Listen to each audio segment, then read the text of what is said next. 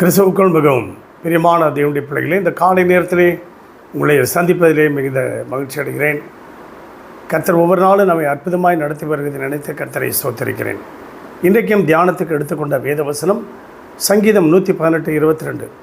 வீடு கட்டுகிறவர்களுக்கு ஆகாது என்று தள்ளின கல்லே மூளைக்கு தலைக்கல்லாக ஆயிற்று.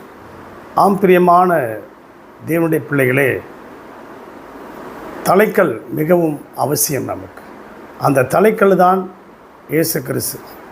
அவர் இந்த பூமியில் வந்து பிறந்த பொழுது அவருடைய வீடு, அவருடைய தெரு, அவருடைய சமுதாயம், அவருடைய ஆலயம், அவருடைய பொதுமக்கள் எல்லாரும் அவரை வெறுத்தார்கள், ஆகாதென்று தள்ளினார்கள். அப்படியாக ஒரு சிறு நாடு ஒரு பெரிய நாட்டோடு யுத்தம் பண்ணி கொண்டிருந்தது. அந்த பெரிய நாடு என்ன செஞ்சு இந்த சின்ன நாட்டை போட்டு துவம்சம் பண்ணிட்டாங்க, அடித்து நொறுக்கிட்டாங்க. இருக்கிறது கொஞ்சம் பேர் தான்.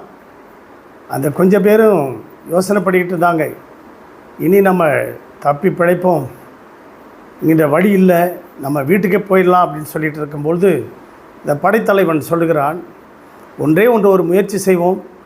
என்னவென்றால், நான் இப்பொழுது என் கையில் இருக்கிற நாணயத்தை சுண்டி போடுகிறேன்.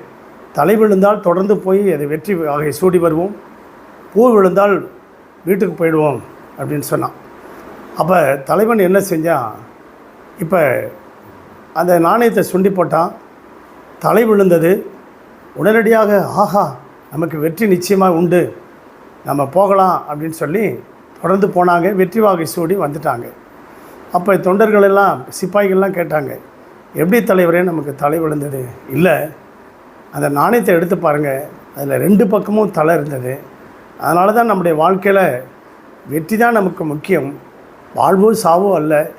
நம்முடைய லக்கை நோக்கி போக வேண்டும். நாம் எடுத்த முயற்சிகள், நாம் எடுத்த தீர்மானங்கள் நிறைவேற வேண்டும் என்றால் தொடர்ந்து போராடி தான் ஆக வேண்டும் என்று சொல்லி அந்த தலைவன் சிப்பாயிடத்திலும் சொன்னார். அப்படியாக சகரியாவின் புத்தகம் 4ஆம் அதிகாரம் 6லேருந்து சில வசனங்களை நாம் பார்க்கும்போது, 4லேருந்து சில வசனங்களை பார்க்கும்போது, பல நாட்களாக அங்கே ஆலயம் கட்டப்படியாதபடிக்கு உள்ளூர் வாசிகள்லாம் பல தடைகள் பண்ணியிருந்தாங்க. பல முயற்சி எடுத்தும் தோல்வி அடைஞ்சிட்டாங்க. கடைசியாக ஒரு முயற்சி எடுப்போம் என்று சொல்லி செருபாபேல் தலைமையில் ஆலயத்தை கட்ட துவக்கினார்கள். அப்பொழுது ஆண்டவர் செருபாபேலை சொன்னார், பலத்தினால் வெல்ல, பராக்கிரமத்தினால் அல்ல, தேவனுடைய ஆவினால் எல்லாம் ஆகும். செருபாபேலே இந்த ஆலயத்திற்கு அவன் அஸ்திபாரம் போடுகிறான், அவன் கைகளே இந்த ஆலயத்தை கட்டி முடிக்கும் என்று சொன்னார்.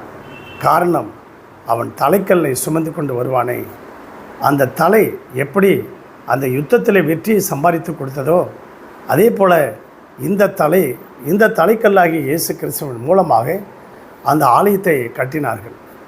அந்த ஆலயத்தை பிரதிஷ்டை பண்ணும்போது ஆண்டவர் சொன்னார், முந்தின ஆலயத்தை பார்க்கலாம், இந்த பிந்தின ஆலயத்தின் மகிமை பெரிதாக இருக்கும்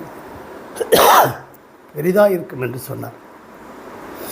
ஆம் பிரியமான தேவனுடைய பிள்ளைகளே, தலைக்கல்லாகி இயேசுவை நாம் சுமப்போமா, உங்களுக்கும் வெற்றி உண்டு. பரலோக பிதாவை, சத்தத்தை கேட்டுக்கொண்டிருக்க ஒவ்வொரு பிள்ளைகளையும் ஆசீர்வதி, ஒரு குடும்பத்தையும் ஆசீர்வதி, வேலி எடுத்து பாதுகாத்துக்கொள்ளும். அவர்கள் தேவைகளெல்லாம் சந்திங்க, வியாதி விளைவின் எல்லாவற்றுக்கும் விலக்கி பாதுகாத்துக்கொள்ளும். இயேசுவின் இரத்தத்தை ஒவ்வொரு குடும்பத்தின் மேலே தெளிக்கிறோம். ஒவ்வொரு தலைக்கல்லாகி இயேசுவை சுமந்து கொண்டு போய் வெற்றி வாகை சூட உதவி செய்யும்படி ஜெபிக்கிறோம்.